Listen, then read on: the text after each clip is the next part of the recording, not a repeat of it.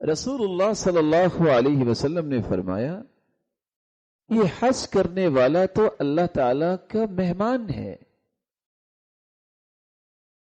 ایسا ملاقاتی اور مہمان ہے، اللہ بلاتے ہیں تو کوئی جاتا ہے۔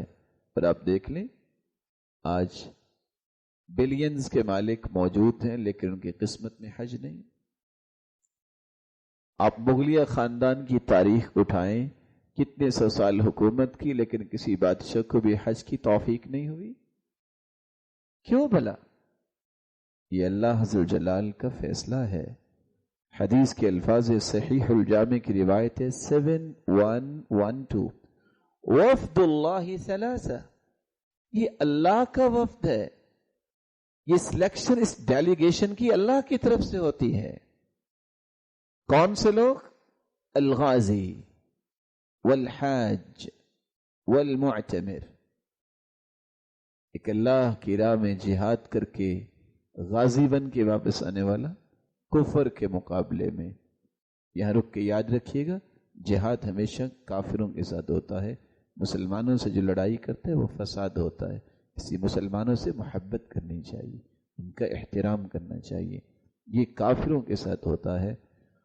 اور حج کرنے والا اور عمرہ کرنے والا۔ اور دوسری روایت میں آتا ہے الحجاج والعمار وفد اللہ، یہ حاجی اور عمرہ کرنے والے یہ تو اللہ عز و جلال کا وفد ہے۔ دعاہم فاجابوا، اصل میں اللہ نے انہیں بلایا ہے تو یہ پہنچے۔ پھر آگے کیا فرمایا؟ وَسَأَلُوهُ فَأَعْطَاهُمْ، آپ جانتے ہیں نا جب ڈیلیگیشن جاتا ہے کسی دوسرے ملک تو کیا کچھ لے کے جاتا ہے؟ اپنے ایک لسٹ بنائی ہوتی ہے کہ ہم نے فلاں کے ساتھ جا کے یہ کانٹریکٹ سائن کرنا اور یہ کرنا ہے اور یہ کرنا ہے۔